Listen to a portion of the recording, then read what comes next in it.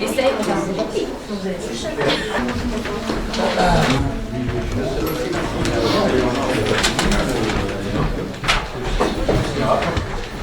Mesdemoiselles, Mesdames, Messieurs, chers amis, bienvenue pour cette séance du Conseil municipal du 3e trimestre de l'année 2016. Je vais procéder tout d'abord à l'accueil. Marion Bergignan, Serge Claverie, Marianne Flavert, Présente.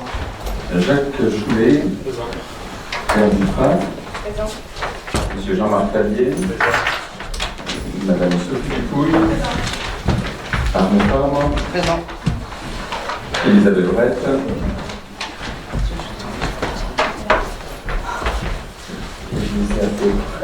Elle est là. Je suis là. Elle est avec présent. Johan Labarère et Station mise à Poix, je l'ai vu. Aurélie Lévesque. À toi aussi. À Poix aussi. Bruno La Maison. À toi. Présent. Sylvie Sauvignon. Émilie Bourguet dans les coopérations. Marion Bergignan. Christophe Priam. Christophe clôturant le magasin Renter sera un peu en retard. Emmanuel Lacroix a donné procuration à Elisabeth Brett, Alain Lassalle, Laurent Langlade, Christelle Moisan a donné procuration à Serge Claverie, Christophe Vergès, Marjorie Fautus, Olivier Martinez, Nadine Pachoret, André Lafargue a donné procuration à Olivier Martinez, Alain Parambal et Jean-Luc Castelard. Avant de commencer cette séance, je voudrais rendre un hommage à une personne qui nous a quittés aujourd'hui, qui est une figure de la vie. Et je pense qu'il y aura une unanimité pour marquer la mémoire. J'ai bien entendu Hubert Vaillé, Hubert de la Côte, connu pour son soutien inconditionnel à la chasse, à la pêche, un vrai écologiste avant l'heure, un amoureux de notre nature Saint-Séverine, également un passionné de musique, qui aura joué jusqu'au dernier souffle de sa très belle trompette et qui a formé des générations et des générations de musiciens, qui a été à l'origine de la création de Los Alegres, qui est la deuxième banda du département, la plus ancienne, après les Galiettes de Dax. Il avait transformé, au début des années 70, la section musicale, le fanfare du patronage de la Casée Gascogne en banda. Et ce qui est peut-être moins commun, c'est que, on nous avons oublié tout simplement, c'est que Hubert Vaillé a également été plusieurs fois conseiller municipal, élu dans l'équipe de Maître Comenaille dans les années 70 et 80, et qui occupait une place bien entendu sur les questions d'animation, de festivité, mais également de représentant au titre d'agriculteur dans pas mal de syndicats, que ce soit le Gabas, le Valus, ainsi de suite. Je voudrais donc, pour marquer au fond un hommage à Hubert qui nous quitte aujourd'hui et marquer notre affection et notre soutien à l'ensemble de sa famille qui est aussi très active sur la commune, je vous propose que tout simplement nous marquions une minute de silence et que nous causions.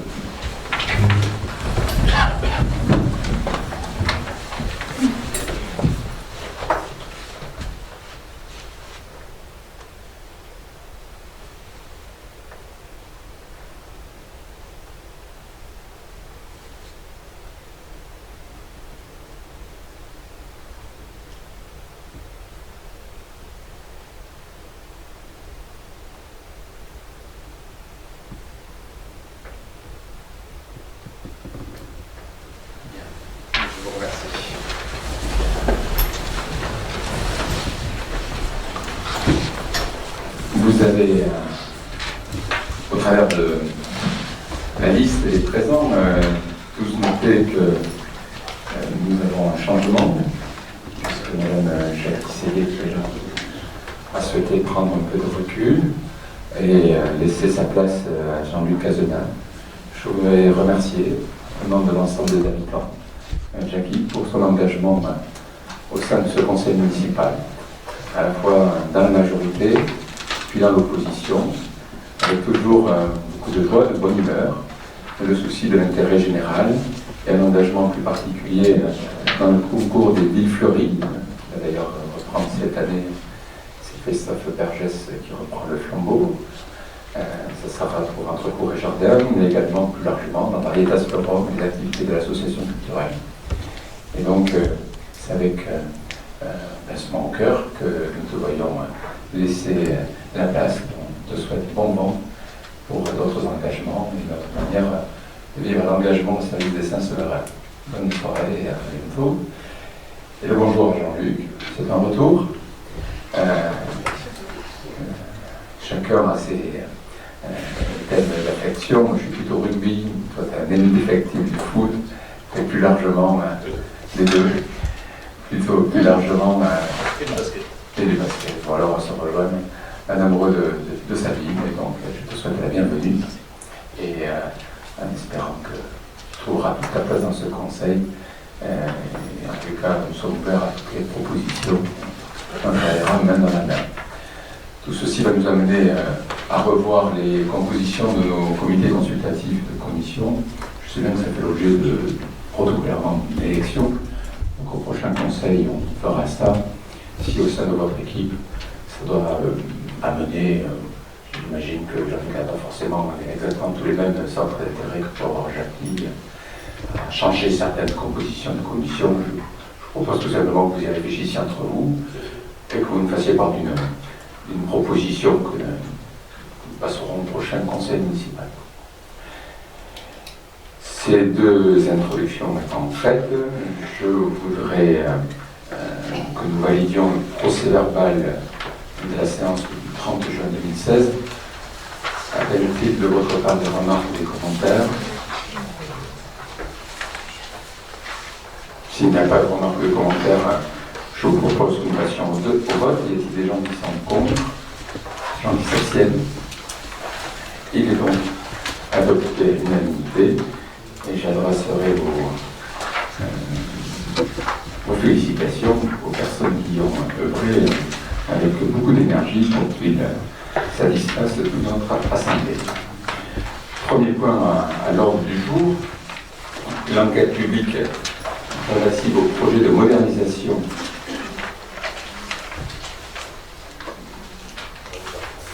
des installations de traitement de granulats et d'exploitation d'une installation d'enrobage et d'une plateforme de recyclage de matériaux inertes sur la commune de Saint-Sevé. Pour la compréhension de tous, c'est sur le site des Gravières qui est en partage sur la commune de Saint-Sevé et de Montgaillard, exploité aujourd'hui par l'entreprise Cenex. Vous avez eu dans votre note de synthèse et les éléments porteurs de connaissance copie de l'enquête publique, a émis un avis favorable.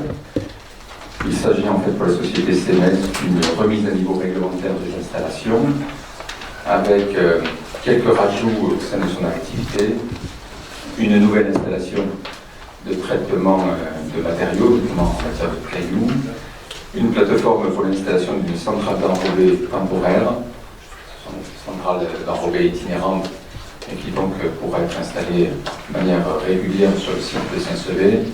Et donc on aura ici une production par une centrale d'enrobé mobile pour toutes les routes départementales et communales de proximité. Un espace destiné au recyclage des bétons. Et enfin une aire d'accueil et de stockage d'inertes de chantier, de façon à ce qu'on rentre dans une logique également de retraitement des déchets du bâtiment et des travaux publics. Y a-t-il par rapport à cette délibération des remarques et des commentaires? Oui, M. Martinez. Oui, monsieur le maire, des remarques pas très fondamentales pour le dossier. Nous allons voter pour ce dossier, bien entendu. Mais comme le conseil départemental risque d'être sollicité par la société, puisque c'est une des remarques du commissaire enquêteur, Sur le principe, bien évidemment, le département défend, dans le respect de la réglementation, bien entendu, le développement des carrières, parce qu'il est utopique de croire qu'on peut faire des routes et du BTP sans ce genre d'infrastructure. Donc, juste dire qu'en général, nous examinons bien évidemment avec la société, et dans un souci de l'aider à développer son activité, la problématique donc, qui a été évoquée par le commissaire enquêteur concernant donc, les rotations de camions et la vitesse éventuelle des camions, notamment à l'aune de la sécurité et des demandes des riverains. Donc nous allons bien évidemment faire le nécessaire pour qu'il n'y ait pas de souci sur la finalisation de ce dossier par rapport à la société CEMEX. Voilà.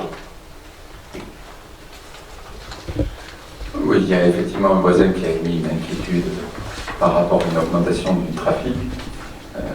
La réponse qui est dans le dossier est intéressante puisqu'elle évoque aussi l'intérêt que peuvent avoir les activités du BTP. On va faire un retour à plein, chargé de cailloux, mais à l'aller d'amener ces matériaux inertes et ces débris de chantier, ce qui permettrait en fait d'optimiser les dépassements de carbone. Voilà. Y a-t-il donc par rapport à ce sujet des oppositions, des abstentions? Je vous remercie pour cette unanimité. Deuxième point à l'ordre du jour, l'exonération de l'impôt sur les spectacles, jeux et divertissements, qui exonère donc de l'impôt sur les spectacles toute une série d'activités, avec en particulier certains événements spécifiques propres à notre culture locale, la corrida, la course landaise. C'est une délibération que nous prenons chaque année. Y a-t-il par rapport à ça les oppositions, les abstentions? Je vous remercie pour cette unanimité. Troisième point à l'ordre du jour, la participation de la commune de Bamako aux frais de scolarité de ses enfants inscrits dans les écoles publiques. Je tiens à vous rappeler, pour ceux qui l'auraient oublié, que Bamako n'a pas d'école et que donc les enfants de Bamako sont accueillis dans les écoles des villages alentours et que la loi prévoit que les enfants de ce village qui sont accueillis dans les écoles fassent l'objet d'une indemnisation par la commune de Bamako à hauteur du montant que la commune d'accueil dépense pour chaque enfant dans ces écoles. Tout ça fait l'objet dès lors d'un calcul qui est réactualisé chaque année, que nous avons présenté en commission finances qui a eu lieu lundi soir. Y a-t-il par rapport à ça des remarques, des observations? S'il y avait... Oui, Olivier. Oui, il explique. Oui, explication de vote, puisque nous allons voter contre cette délibération. Le vote contre, bien évidemment, c'est comme chaque année déjà, c'est tout simplement parce que nous estimons que le montant calculé pour l'école de Bamako, pour les élèves de Bamako, et qui correspond à la participation qui est calculée pour l'école privée Sainte-Thérèse, nous pensons que ce calcul, cette participation est trop élevée par rapport à la réalité. Donc, pour cette raison, nous allons donc voter contre. Bien évidemment, par déduction, la délibération suivante sera d'Imam-Akabi, mais j'aurai l'occasion de reprendre la parole, si vous me le permettez, sur la délibération suivante.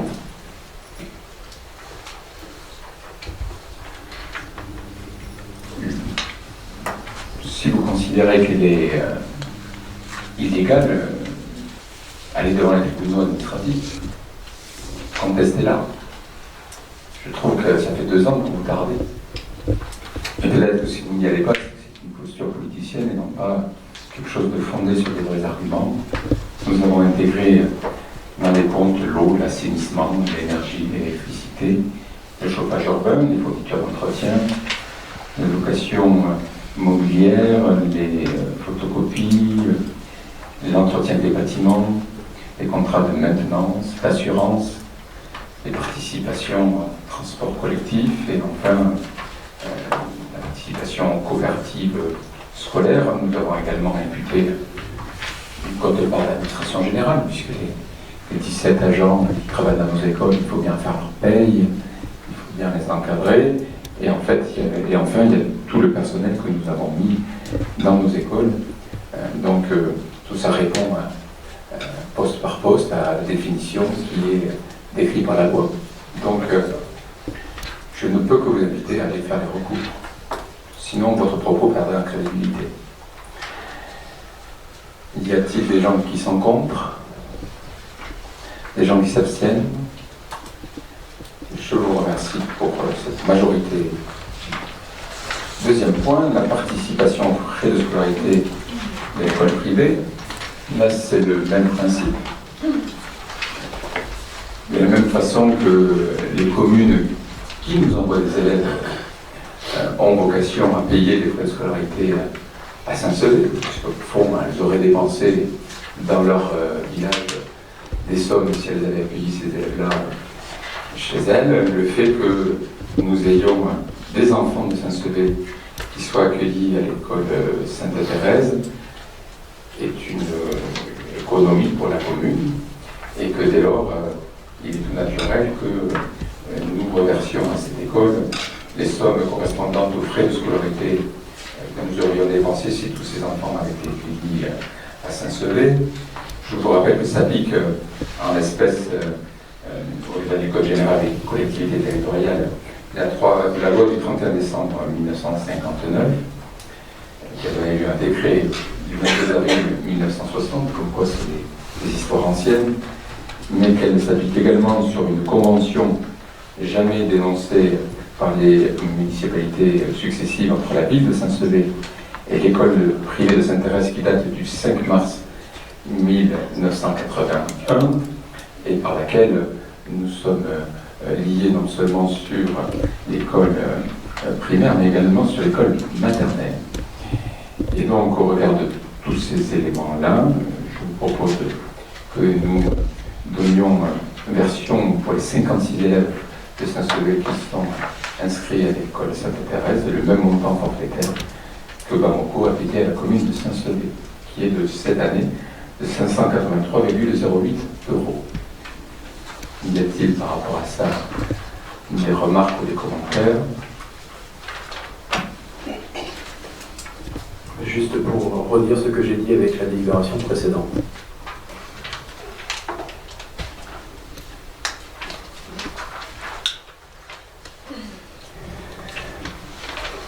Un peu court, ça fait 3 années de suite, mais bon, c'est pas la première fois que nous avons dans vos logiques et certaines contradictions. Y a-t-il des gens qui sont contre?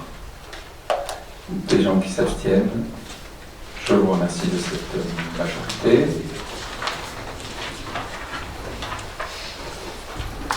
Cinquième délibération, alors c'est une délibération dont on se serait bien passé, puisqu'au fond, nous avons un de nos agents qui a eu un accident assez spectaculaire, puisque pour ceux qui auraient quitté le travail aux alentours du lundi, il y a 10 jours, au rond-point du Castalet, une de nos agents quittant le travail, c'est Patricia, ceux qui la connaissent, qui travaille aux écoles, a eu la route coupée, sa voiture a fait un double tonneau, elles sont retrouvées sur le toit de la voiture.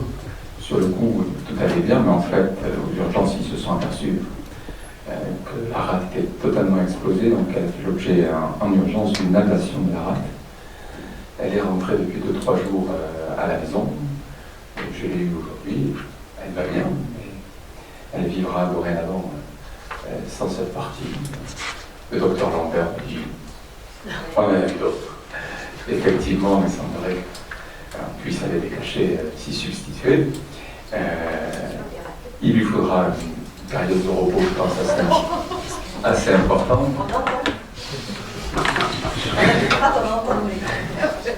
Mais et dès lors, nous allons procéder à 2 remplacements. C'est les 2 délibérations que vous avez là. L'une pour la fonction d'agent d'entretien, ce qu'on appelle femme de ménage, et l'autre pour son travail à la halte garderie dans les méridiennes. Et donc pourquoi 2 personnes différentes? Parce que l'une, c'est une augmentation horaire pour une personne qui a le CAP petite enfance, donc qui a les diplômes, et qui respecte les encadrements à hauteur, du nombre d'heures qui est 23 heures, et l'autre pour la fonction d'agent d'intendance, c'est 12 heures. Donc, vous trouvez différents secteurs d'électricien.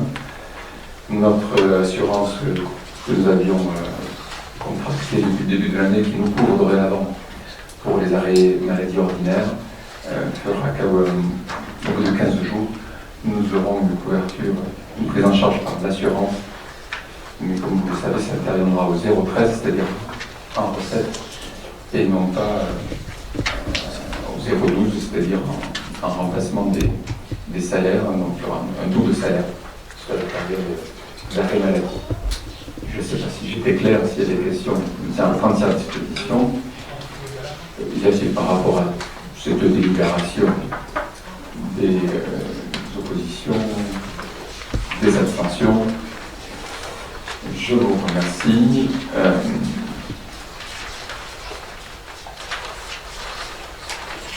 Il nous reste deux derniers points qui concernent le musée des Jacobins.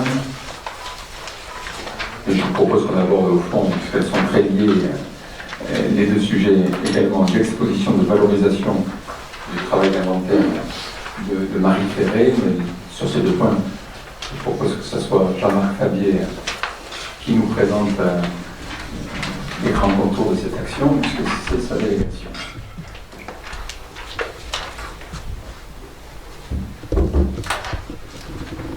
En ce qui concerne donc le premier point, l'approbation de la demande de subvention du programme de rénovation du musée de France. Vous savez que nous avons pu stopper la délabellisation du musée des Jacobins, qu'un projet scientifique et culturel a été monté, adopté en conseil municipal, validé par la DRAC et par les musées de France. Nous avons d'ailleurs reçu la semaine dernière cette validation de la DRAC. Donc, ce que nous souhaitons, c'est pouvoir moderniser le musée des Jacobins sur les 3 prochaines années. Donc, c'est un premier travail cette année qui permettra de transformer une partie du contenant, c'est-à-dire les murs, le parquet, etc. Et puis également de mettre en place un certain nombre de mobilier dont on a demandé qu'il soit modulable, je dirais, et puis que l'on puisse déplacer facilement, parce que bien sûr ce musée, dans les années qui viennent, risque de se transformer en fonction de la rénovation des Jacobins. Donc il faut que l'on ait un musée qui soit modulable assez facilement. Donc la première partie de travaux qui comprend donc, ces éléments de mobilier et également la rénovation donc, des murs, plafonds, etc., des travaux d'électricité. Il y a un premier chiffrage donc, qui est aux alentours de 120 000 €. Il y aura une participation de la DRAC de 30 000 €. Une demande de subvention auprès du conseil régional de 25% du montant hors taxe. Là, il y a une petite erreur. C'est en dessous, c'est pas 22 500 € du montant total, mais c'est 22,5% du montant total hors taxe, qui correspond donc à 22 500 €. Et la participation de la commune, y compris la TVA, serait donc de 42 500 €. Ça, c'est pour la partie donc, musée des Jacobins. Vous savez par ailleurs que nous avons fait un inventaire du patrimoine. C'est Marie Ferré qui a été chargée de cet inventaire. Nous avons gardé un an de plus Marie Ferré pour qu'elle nous prépare une exposition dans l'église des Jacobins. Cette exposition aura lieu au mois de mars 2017, pendant 3 semaines, 1 mois. Donc nous sommes en train de préparer cette exposition. Là aussi, il y a un certain nombre de cette exposition à un coût. Elle est prise à 50% à hauteur de 50% par le conseil régional, il y a une subvention du conseil régional de 50%, et on demandera bien entendu une subvention au niveau du conseil départemental de 25%, avec une participation de la commune de 12 500 €, c'est en PDC cette fois-ci. Voilà.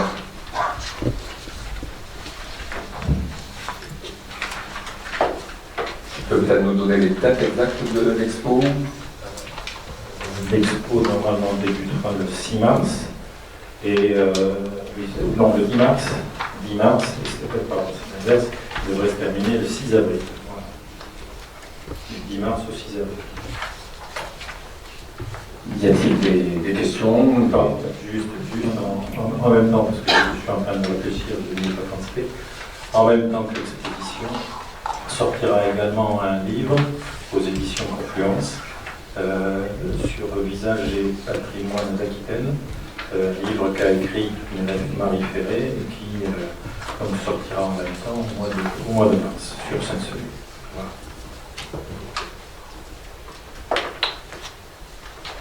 Y a-t-il des remarques par rapport à cette délibération? Moi, je voudrais juste rajouter quelques éclairages complémentaires à ce qu'a dit Jean-Marc. Cet été, le musée était pour la première fois ouvert par une autre personne que le docteur Dubedat, qui le faisait bénévolement depuis la création du musée. Nous avions donc un accueil professionnel fait par Madame Chevalier, qui a été salariée par l'Office du tourisme sur les mois de juillet et août chaque après-midi. Et nous avons eu 2228 visiteurs, contre moins de 500 l'année d'avant,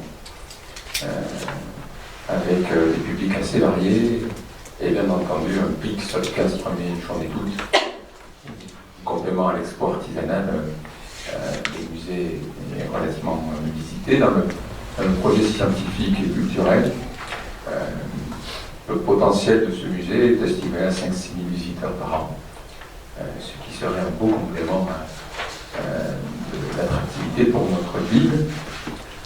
Je sais que nous avons eu ensemble des débats sur l'intérêt de maintenir un label Musée de France, qui au fond était un choix différent de ce qui a été fait par le passé. Ça nous permet de mobiliser malgré tout des financements importants, puisque sur ces deux opérations, on serait sur des taux de participation à hauteur de 70 à 80%, ce qui est assez élevé. Notre crainte, c'est que le Conseil régional annonce un désengagement probable, au moins sur les taux d'intervention en matière de musée, et c'est la raison pour laquelle on a décidé de faire un coup d'accélération dès 2017 sur ce sujet pour rentrer dans les dispositifs actuels. Sur 2018 et 2019, nous verrions sûrement l'enrichissement de ce musée autour d'une salle du Béatus, beaucoup plus moderne, beaucoup plus dotée, parce que c'est là quelque chose de très rare pour notre commune, et peut-être un enrichissement des collections, notamment autour du gallo-romain par des apports.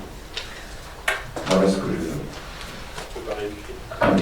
dès cet été, vous avez pu, pour ceux qui sont venus voir de nouveaux films, et il y a depuis la rentrée un film pour les enfants. Et donc il y aura aussi une démarche à faire vis-à-vis des scolaires, de façon à ce que nous accueillions sur Saint-Sauvé des scolaires qui voudraient découvrir la Gascogne, le Moyen-Âge et la vie du temps des Gallo-Romains. Je savais que ça ferait polémique, même si ici, effectivement, ce n'était pas les Gaulois, mais la Novem Populani, les 9 peuples gascons. Y a-t-il un vote contre? Une abstention? Je vous remercie. Nous serons probablement amenés à avoir un prochain conseil municipal à fin octobre. Dès que nous avons là aussi pour faire des demandes de subvention notamment. Dès que nous avons nous aurons les dates où nous les communiquerons. Et je vous souhaite, à moins que certains veuillent Jean-Marc quelque chose.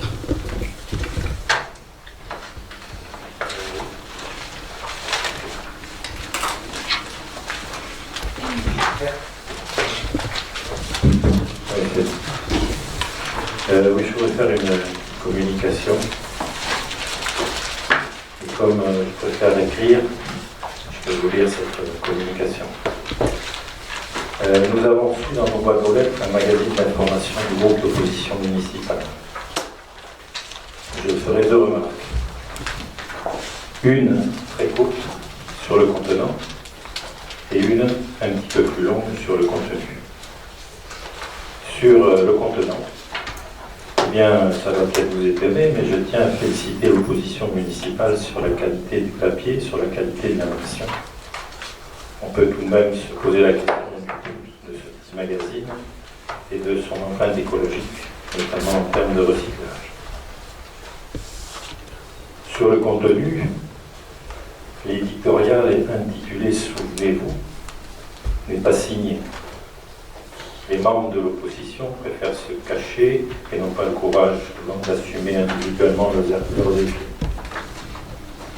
De la même manière, ils n'ont pas le courage d'assumer leurs écrits sur un certain blog dont on sait maintenant qu'ils en portent la responsabilité, tant les propos et le style de ce magazine et de ce blog se rejoignent. Alors, si je ne conteste pas le droit d'une opposition à s'exprimer, si je ne conteste pas le droit d'une opposition à avoir des critiques sur la politique municipale, je conteste par contre avec force le ton de haine envers un homme, haine que l'on retrouve dans tous les articles contenus dans ces pages, mais aussi dans votre blog. Le nom de notre maire, Tauzin, est employé 40 fois dans ce magazine. C'est l'homme que vous voulez abattre, c'est l'homme que vous souhaitez dénigrer. Votre haine envers cet homme ressort de vos propos. Mais cette haine est mauvaise conseillère. L'homme que vous attaquez, avec autant d'animosité, n'a pas démontré son attachement et son amour pour notre ville de Saint-Sevé. L'homme que vous attaquez avec animosité n'est pas seul.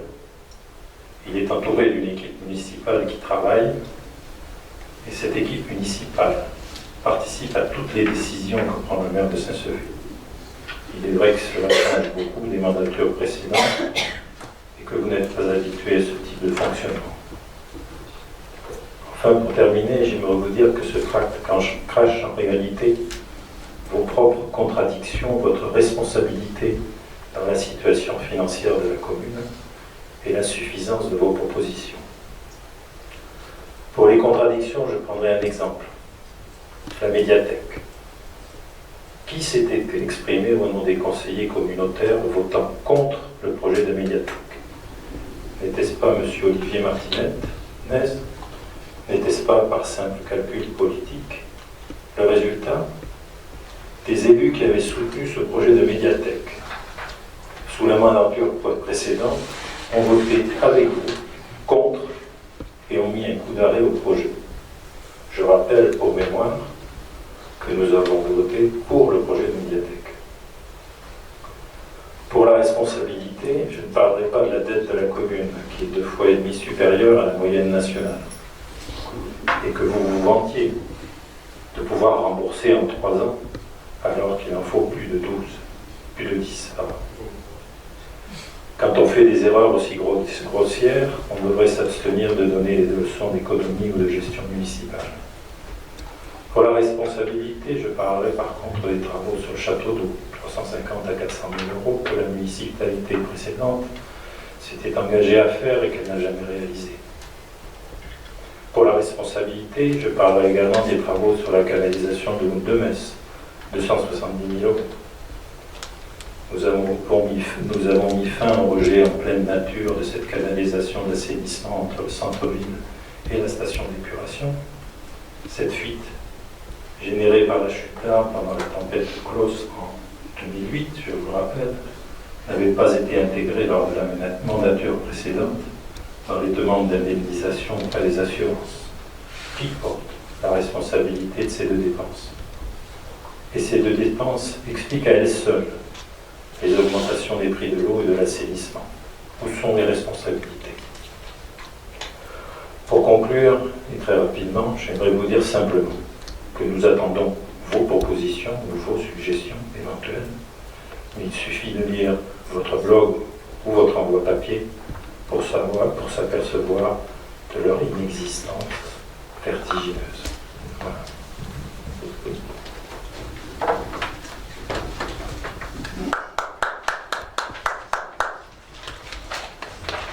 Bien, la séance est levée.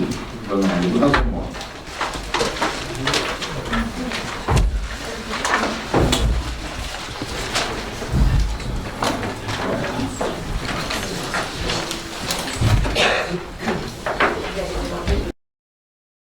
Non, ça fonctionne.